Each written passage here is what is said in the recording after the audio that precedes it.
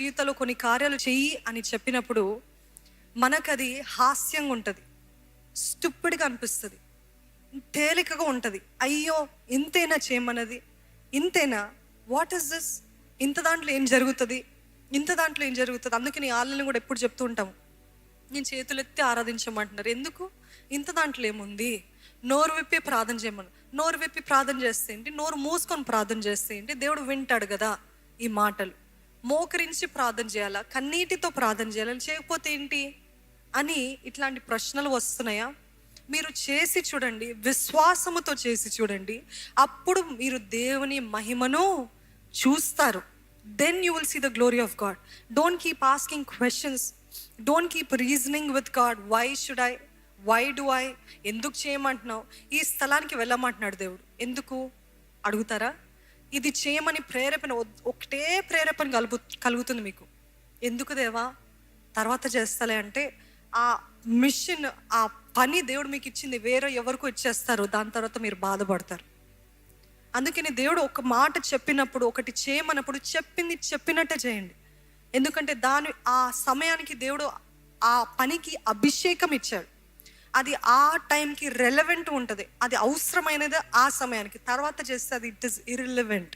అర్థమవుతుందండి? ఈరోజు దేవుడు మీకు ఏది చెప్తున్నాడో అది చెప్పింది చెప్పినట్టు చేద్దాం. Don't let words of unbelief come from your mouth. అవిశ్వాసపు మాటలే కాదు, ఒకవేళ మాటలో మాట్లాడట్లేదేమో, ఆలోచిస్తున్నారేమో, నిజంగా జరుగుతుందా? మనకి తెలుసండి, బైబిల్ ఒక వ్యక్తి జకరాయ, యోహాను తండ్రి, బాప్తిస్మం ఇచ్చి యోహాను, నిజంగా అవుతుందా అన్నాడు కదా. ఏం చేస్తాడు దేవుడు? నోరు మూసి పడేస్తాడు. అర్థమవుతుందా? నాకు బిడ్డ పుడతాడా, ఈ వయసులో నాకు బిడ్డ పుడతాడా, నా భార్య వయసు చూసావా అని దేవునితో ఆర్గ్యూ చేస్తున్నాడు. దేవుని దూతతోటి ఆర్గ్యూ చేస్తే దేవుడు అన్నాడు, ఆ బిడ్డ పుట్టేంత వరకు నీ నోరు తెరవబడదు, నువ్వు మూగవాడిగా ఉంటావు. ఈరోజు అలాగా మన జీవితంలో దేవుడు చేస్తే ఎవరమైనా నిలిచి ఉంటామా? మనం మాట్లాడిన అవిశ్వాసపు మాటలు, ఆలోచించిన అవిశ్వాసపు ఆలోచనలు జరగదు, లేకపోతే రీజనింగ్, క్వశ్చనింగ్, వీటన్నిటికీ అసలు నిజంగా దేవుని ఎంతగా బాధపడుతున్నామండి. You know the best way to insult God, the greatest way anybody can insult God is అవిశ్వాసం, అపనమ్మకము, disbelief. The only way you can insult God is నమ్మకపోవటమే. నిజంగా మీరు నమ్ముతున్నారా? దేవుడు చెప్పింది చెప్పినట్టు చేస్తాడు. యెహోషువ గ్రంథం 7వ అధ్యాయము 1 నుండి 7 వచనాలు చూద్దామండి. యెహోషువ గ్రంథము 7వ అధ్యాయము 1 నుండి 7 వచనాలు. శపితమైన దాని విషయములో ఇశ్రాయేలీలు తిరుగుబాటు చేసిరి. ఎట్లనగా యూదా గోత్రములో జెరాహు మునిమనుమడును జబ్దీ మనమడును కర్మీ కుమారుడైన ఆకాను శపితము చేయబడిన దానిలో కొంత తీసుకొనెను గనుక యెహోవా ఇశ్రాయేలీల మీద కోపించెను. యెహోషువ, మీరు వెళ్ళి దేశమును వేగుచుడుడని చెప్పి బేతేలు తూర్పు దిక్కున బెతావేను దగ్గరనున్న హాయి అను పురమునకు యెరికో నుండి వేగుల వారిని పంపగా, వారు వెళ్ళి హాయి పురమును వేగుచూచి యెహోషువ యొద్దకు తిరిగి వచ్చి, జనులందరినీ వెళ్ళనీయకుము, 2-3 వేల మంది వెళ్ళి హాయిని పట్టుకుని వచ్చును. జనులందరూ ప్రయాసపడి అక్కడికి వెళ్ళనేలా, హాయి వారు కొద్దిగానున్నారు కదా అనిరి. కాబట్టి జనులలో ఇంచుమించు 3,000 మంది అక్కడికి వెళ్ళిరి. కాని వారు హాయి వారి ఎదుట నిలవలేకపోయిరి, పారిపోయిరి. అప్పుడు హాయి వారు వారిలో 36 మనుషులను హతము చేసిరి. మరియు తమ గవని యొద్ద నుండి షేబారీము వరకు వారిని తరిమి మోరాదులో వారిని హతము చేసిరి. కాబట్టి జనుల గుండెలు కరిగి నీరైపోయెను. యెహోషువ తన బట్టలు చింపుకొని తానును ఇశ్రాయేలీల పెద్దలను సాయంకాలము వరకు యెహోవా మందసమునెదుట నేల మీద ముఖములు మోపుకొని తమ తలల మీద ధూళిపోసుకొనుచు, అయ్యో ప్రభువా యెహోవా, మమ్మను నశింపజేయునట్లు అమోరీయుల చేతికి మమ్మను అప్పగించుటకు ఈ జనులను ఈ యోర్దాను నీవెందుకు దాటించితివి? మేము యోర్దాను అవతల నివసించుట మేలు. ఇక్కడ చూసినట్లయితే ఎంతమందికి అర్థమైందో లేదో కానీ, యోర్దాన్ దగ్గర జయము చూశారు, యోర్దాన్ని దాటారు, ఎరికో గోడలైంది. This comes the next one. ఎరికో దగ్గర జయాన్ని చూస్తారు. 6 దినాలు దాని చుట్టూ నడిచారు. 7వ దినము 7 మార్లు నడిచారు. ఎరికో కోడలు ఒకసారి ఆ ఎరుకో గోడలను చూద్దామండి. మనము చదువుతా ఉంటే ఏదో మామూలు అనుకుంటూ ఉంటాం, కానీ ఆ ఎరుకో గోడ ఎంత బలమైనవో, ఎంత గంభీరంగా ఉన్నాయో, ఎంత ఎత్తు, ఎంత థిక్నెస్, ద విడ్త్ ఎంత పెద్దదో చూసినట్లయితే అది మామూలుగా ఒక మనుషుల శక్తి లేకపోతే భుజబలమో లేకపోతే సైన్య బలముతోటి ఇది చేయగలిగింది కాదు. అందుకే దేవుడు ఏమన్నాడు తెలుసా? ఇది మీ భుజబలము లేకపోతే మీ సైన్య బలముతో చేయగలిగింది కాదు, కానీ ఇది కేవలము నేను మాత్రమే చేయగలుగుతాను. మన జీవితంలో అనేక సార్లు కొన్ని గోడలు దేవుడు మాత్రమే కూల్చగలుగుతారు. నమ్మిన వారు ఆమెన్ చెప్తారా? Only God can collapse some walls in your life. No man can. ఏ మనుష్యుడు కాదు, మీరు కాదు, దేవుడు తానే. అందుకనే శరణము నీవేగా. మహాయేసుదేవ, మా శరణము, మా దిక్కు, మా ఆధారము, మా ఆదరణ నీవే కదా. మీ జీవితంలో కోట గోడలు కూల్చబడాలి అని అంటే యెహోవా పైన ఆధారపడండి. యెహోవా చెప్పింది చేయండి. దేవుడు మాట పలికితే ఆ మాట పలికినట్టు చేస్తే అప్పుడు జయం చూస్తాం. మంచిది, జయము చూశారు, అంతా బాగుంది.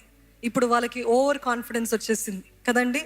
మన జీవితాల్లో కూడా ఒక్క విజయము రాగానే గర్వము వస్తుంది, ఓవర్ కాన్ఫిడెన్స్ వస్తుంది. ఇంకా నేను అంతా చేయగలుగుతానులే. అక్కడ జయించింది ఎవరు? వాళ్ళ కేకల, దేవుని హస్తమా? దేవుడు వాటితో పార్ట్నర్స్ అయ్యి మీరు ఇది చేస్తే నేను ఇది చేస్తాను అన్నాడు. నేను ఎప్పుడు చెప్తుంటాను, God always is a partner to us. మనము చేయవలసింది ఉంటుంది, దేవుడు చేయవలసింది ఉంటుంది. మనము చేయండి, దేవుడు చేయలేడు. దేవుడు అన్నాడు, మీరు మౌనంగా ఉండండి, తిరగండి, అంతా అయిన తర్వాత అప్పుడు చూడండి, నాకు విధేయులై మీరు నేను చెప్పినట్టు చేస్తే ఏం జరిగిస్తా? ఆ కోట గోడలు కూల్చివేస్తా. వండర్ఫుల్, జరిగింది. ఇక్కడ యెహోషువకి కాన్ఫిడెన్స్ ఎక్కువైపోయింది, ధైర్యం ఎక్కువైపోయింది. ఆయన బలం అనుకున్నాడు, ఆయన సాధించింది అనుకున్నాడు. నెక్స్ట్ హాయి ప్రాంతానికి వెళ్ళేటప్పటికీ he did not ask God. దేవుడిని అడగలేదు, దేవా ఈ ప్రాంతాన్ని జయించమంటావా? ఈ ప్రాంతంలో మాకు జయమిస్తావా? ఈ ప్రాంతంలో నువ్వు మాకు నీ హస్తము నీ తోడు ఉంటుందా అని అడగలేదు. ఎందుకంటే జయము చూస్తారు కదా, ఆ విక్టరీ, ఆ జయము, ఆ ధ్వనులు, ఆ సంతోషము, వారంతా దోచుకొని ఆ దోచుకున్నవంతా కూడా దేవుని మందసపు ట్రెజరీలో పెట్టారంట. ఇవన్నీ ఆయన బాగానే ఉంది. ఇప్పుడు ఆయనకి గొప్ప ధైర్యం వచ్చింది. నేను అనుకుంటే ఏదైనా చేయగలుగుతాను. మన జీవితాల్లో కూడా ఒక్కసారి మనల్ని పైకి ఎత్తారనుకోండి, దేవుడు దిగటము చాలా కష్టం, అవునా? Once God raises up, it is really hard to come down.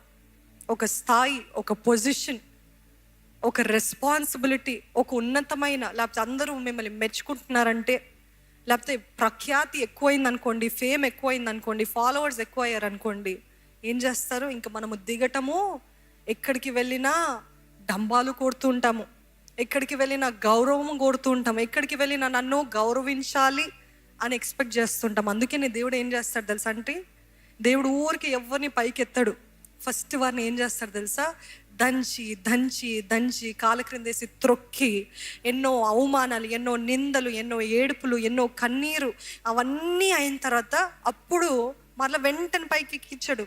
ఒక స్టెప్ తర్వాత ఒకటి, ఒక స్టెప్ తర్వాత ఒకటి, ఒక లెవెల్ తర్వాత ఇంకో లెవెల్కి అలాగా హెచ్చిస్తూ ఉంటాడు. ఎందుకంటే దేవుడికి తెలుసు, కింద నుండి సరని పైకి వెళ్ళామనుకోండి మనల్ని ఆపడానికి ఎవ్వరు రారు అని, మనల్ని ఆపగలిగింది ఎవరు ఉండరని చెప్పి మెల్లమెల్లగా దేవుడు హెచ్చిస్తాడు. కానీ ఒకేసారి అలాగ పైకెత్తాడు.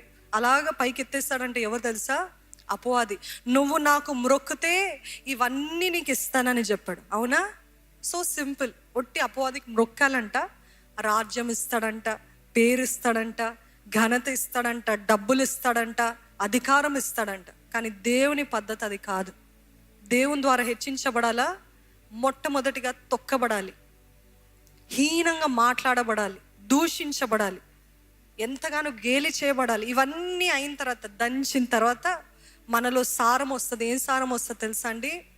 వినయం, సాత్వికం, దీర్ఘశాంతం, ఓర్పు, సహనం, ప్రేమ, నోరు అదుపులో పెట్టుకోవడము, సహించుకోవడము, గర్వాన్ని అణుచుకోవడము, ఇవన్నీ వచ్చిన తర్వాత అప్పుడు దేవుడు అంటాడు, yes you are the right candidate, అర్థమవుతుందా? అప్పుడు దేవుడు హెచ్చిస్తాడు. ఈ ఊరికే దేవుడు ఎవరిని హెచ్చించాడు. పరమ తండ్రి, ఈరోజు మమ్మల్ని దర్శిస్తున్న విధానం బట్టి నీకు వందనాలు చెల్లిస్తున్నామయ్యా. ఎవరెవరు అయితే తండ్రి కుమ్మరి నీ చేతిలో నా జీవితాన్ని అప్పచెప్పుకుంటున్నానని అర్పించుకున్నారు, నీ చిత్తమే నెరవేర్చబడును గాక అని ఎవరెవరైతే అప్పచెప్పుకున్నారో తండ్రి, వారి జీవితాన్ని నీవే నిర్మించమని వేడుకుంటున్నానయ్యా. వారి జీవితాన్ని నీవే కట్టమని వేడుకుంటున్నానయ్యా. వారి జీవితాన్ని నీవే సరిచేయమని వేడుకుంటున్నానయ్యా. ఇప్పటి వరకు నువ్వు బయలుపరిచిన విధానం బట్టి నీకు వందనాలయ్యా. తండ్రి, మేము తప్పుని తెలుసుకోవడం కాదయ్యా, తప్పు నుండి బయటకు వచ్చే విధానము మాకు నేర్పించయ్యా. మా ప్రయత్నము మేము చేసే కృపను మాకు దయచేయ్యా. ఇంకా చాలా ఈ శాపగ్రస్తమైన జీవితం, ఈ శాపగ్రస్తమైన అలవాట్ల నుండి మమ్మల్ని విడిపించు. మాకు విడుదల దయచి, మాకు శక్తిని దయచి, పరిశుద్ధాత్మ శక్తిని దయచి మనం వేడుకుంటున్నామయ్యా. ఇప్పుడు యేసు నామములో తేలిక కలుగునుగా కానీ వేడుకుంటున్నానయ్యా. సమాధానము కలుగునుగా కానీ వేడుకుంటున్నానయ్యా. విడుదల కలుగునుగా కానీ వేడుకుంటున్నానయ్యా. విరుగుడు యేసు నామంలో కలుగునుగా కానీ వేడుకుంటున్నానయ్యా. నీ నూతన క్రియలు ఇక్కడున్న ప్రతి ఒక్కరి జీవితంలో, లైవ్లో చూస్తున్న ప్రతి ఒక్కరి జీవితంలో నీ చిత్తమైన సమయంలో, తగిన సమయంలో తండ్రి నీ నూతన కార్యాలు ప్రారంభించబడునుగా కానీ వేడుకుంటున్నానయ్యా. Let them all testify, Lord. స్వాధీనపరచుకోవాలయ్యా, జయించాలయ్యా. నీ కార్యాలు తండ్రి ఎత్తి చూపించాలి. ఇది నా దేవుని వల్లనే సాధ్యమని ఎత్తి చూపించే భక్తి, విశ్వాసము, వైరాగ్యం ఇక్కడ ఉన్న మా అందరికి అనుగ్రహించమని ప్రభు యేసు నామములో అడిగి వేడుకొంచున్నాను తండ్రి. ఆమేన్.